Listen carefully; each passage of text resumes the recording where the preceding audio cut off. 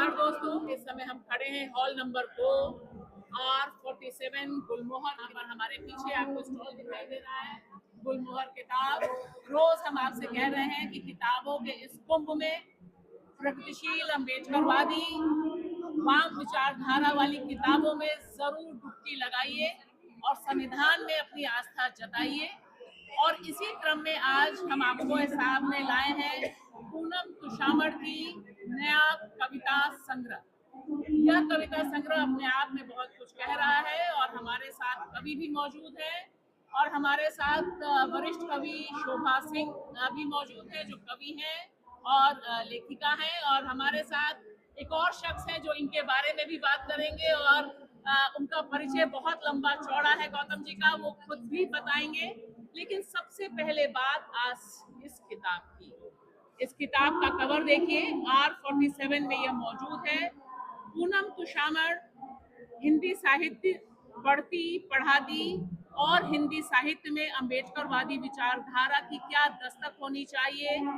स्त्रीवादी अम्बेडकरवादी विचार जब कविताओं में उतरता है तब वह इस तरह के सृजन को लेकर सामने आता है। हद और सरहद या सफाई कर्मचारी आंदोलन की मदद से यह किताब आई है। गुलमोहर किताब की तरफ से पूनम जी आपको बहुत बहुत मुबारकबाद हो।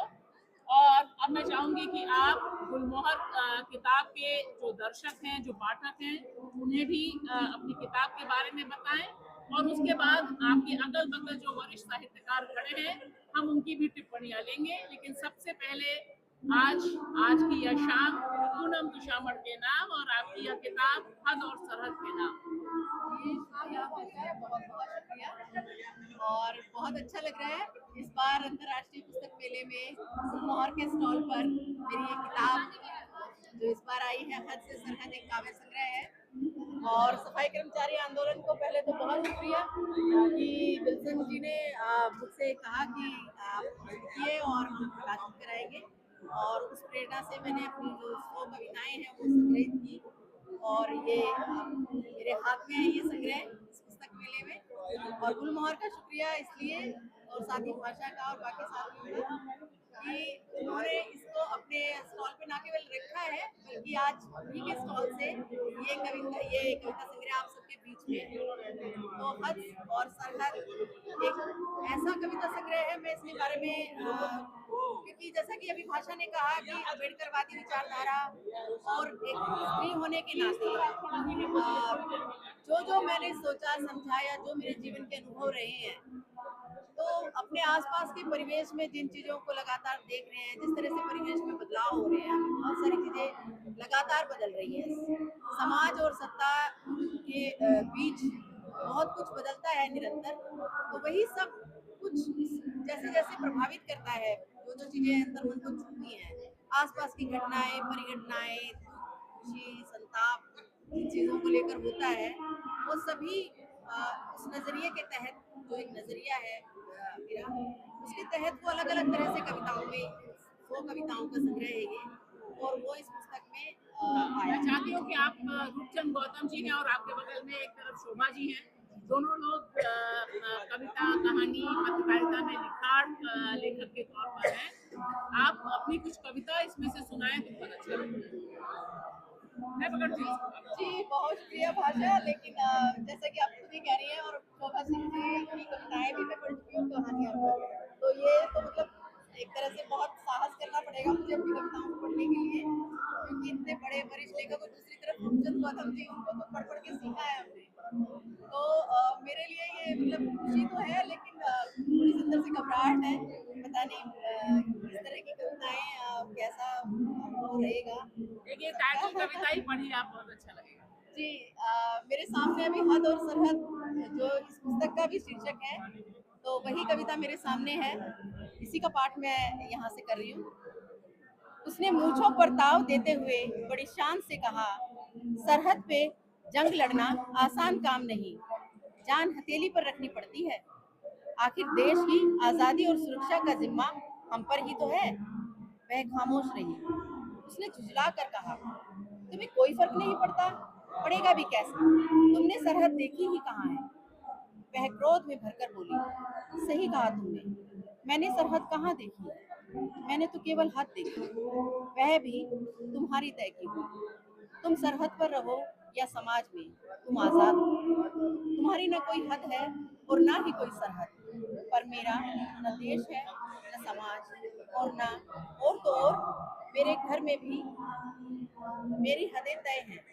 जब भी तुम वापस सरहद पर जाते हो, ये हदें और गहराती हैं मेरे वजूद, मेरे अस्तित्व को मुंह चढ़ा। स्त्रियों का कोई धर्म नहीं होता, ना होती है कोई जाति। स्त्रियों की इंसान होने की पहचान तक तो लील जाते हैं उसके इर्द गिर्द जमा इंसानी खोल में लिपटे रिश्ते।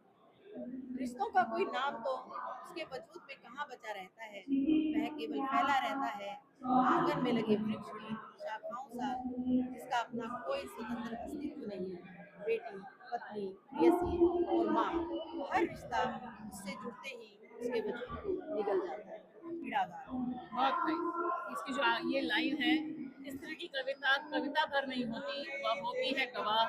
सदियों से श्रम में जुटी, नदियों, जंगलों और पहाड़ी पगडंडियों पर छिलती एड़ियां से निकलता पीड़ा गान। ये मुस्कुराहट से चमन आबाद करके देखिए, उलझने सारी छिटक कर दूर पहलू से कही, आइए अपनों से कुछ संवाद करके देखिए। बहुत खूब। रूपचंद गौतम जी, आपकी भी रचना संसार पर हम जरूर बात करेंगे।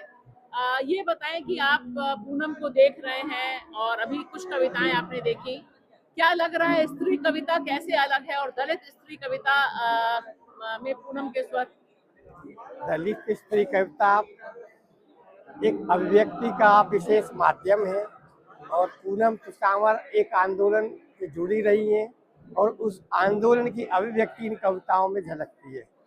हालांकि मैंने कविता पढ़ी नहीं है, मैं कविता का नहीं हूँ, लेकिन कम शब्दों में पूनम ने आंदोलन को दिशा दी है।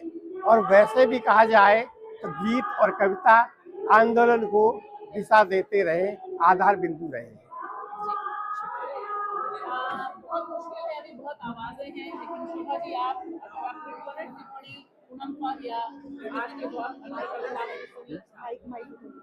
सबसे पहले तो मैं बहुत बहुत बधाई देती हूँ सफाई कर्मचारी आंदोलन की तरफ से, यानी आप उससे जुड़ी है, उस आंदोलन से तरफ से ये कविता संग्रह आया, हद और सरहद।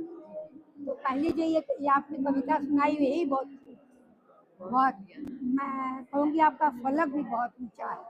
बहुत सी चीज़ों को आपने अपनी किताब में छुआ, हल्का सा मैंने देखा, लेकिन बहुत सी विषयों पर आपने छुआ, और खास महिलाओं और दलित महिलाओं की पीड़ा इसमें साफ संवेदित ढंग से आपकी झलकती है। और ये कविताएं मुझे लगता है कि लोग खरीदेंगे, अधिक से अधिक पढ़ेंगे, ताकि देख सकें कि आधी जमीन का जो दर्द है, और खासकर दलित महिला का, वो दर्द कैसे दिखाई पड़ता है, स्पष्ट है, और उससे हम जुड़ सकते हैं, उसको दूर करने के लिए प्रयास कर सकते हैं कि नहीं। बहुत बहुत शुक्रिया। फिर मैं इस पर पूनम जी को बधाई। दोस्तों, बहुत बहुत बधाई है पूनम को। हाँ। गुलमोहर किताब आज पुस्तक मेले में आप पहले दिन आई हैं, कैसा लग रहा है किताबों के इसको में? बहुत अच्छा लग रहा है, भाषा और बहुत शुक्रिया। एक अच्छी बातचीत इस किताब पर जो आज आई है और आपके स्टॉल पर भी उपलब्ध है, तो मैं तो बहुत खुश हूँ। मतलब मुझे बहुत अच्छा लगा कि अचानक से जो चीजें होती है कई बार वो बहुत अच्छी होती है। और गुलमोहर में मैं पहले भी आई हूँ, पिछले साल भी आई हूँ, हर बार कुछ नया देखने को मिलता है, नई नई रचनाएं, नए लेखकों की किताबें और नए नए अनुभव होते हैं मुझे हर बार, और अच्छे अनुभव, सुखद अनुभव होते हैं, तो मेरे लिए तो बहुत अच्छा है। बहुत बहुत शुक्रिया। तो गुलमोहर की तरफ से हम पूनम तुषामर जी को दिल से बधाई देते हैं और तमाम लोगों से कहते हैं कि हिंदी में किताबें पढ़कर खरीदने का संस्कार विकसित कीजिए। कोई और संस्कार आप विकसित करें ना करें, किताबें पढ़ने, कहानी पढ़ने, विचार की कविताएं और हिंदी में पढ़िए, क्योंकि हिंदी जो मातृभाषा है उससे भी प्रेम करना जरूरी है। बाकी सब भाषाओं से प्रेम कीजिए, लेकिन हिंदी में पढ़िए। वरिष्ठ कवि और वरिष्ठ लेखक खरीद के नहीं पढ़ते, लेकिन जो मिडिल क्लास और लोअर मिडिल क्लास के लोग हैं उन्हीं की बदौलत हिंदी और हिंदी साहित्य जिंदा है। शुक्रिया। आ रही है तो पहले तो सुशीला जी को भी इस मंच से बहुत बहुत बधाई इस कविता संग्रह के लिए। यहाँ पर डॉक्टर पूरन सिंह हैं, प्रिया राणा जी हैं, यहाँ पर रूपचंद गौतम जी हैं, शेखर पवार जी हैं, सुभाष नीरव जी हैं, इतने सारे लोग शुद्धा प्रकाशन के इस मंच पर खड़े हैं स्टॉल पर और वो इस किताब का विमोचन कर रहे हैं। ये बहुत सुखद समय है और उनको बहुत सारी बधाइयाँ हमारी तरफ से। और इस संग्रह की कुछ एक कविताएं हैं जिनका पाठ यहाँ पर किया जा सकता है। अगर डॉक्टर प्रिया राणा पूछेंगी तो मुझे लगता है कि और अच्छा रहेगा। एक दो कविताएं उन्होंने सुझाई हैं कि अगर उनका पाठ किया जाए। नारी एक कविता है उनकी।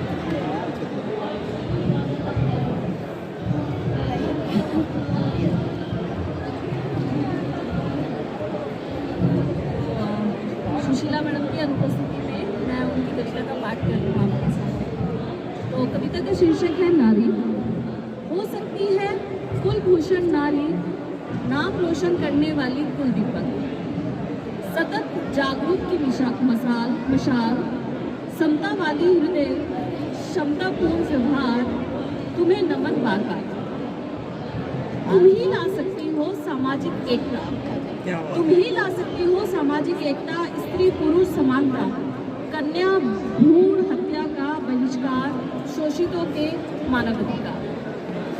संघर्ष यात्रा सफल हो, जीवन भय हो परिपूर्ण, पाकर सानिध्य तुम्हारा, होगा समाज निष्कलंक, सौंदर्य हो।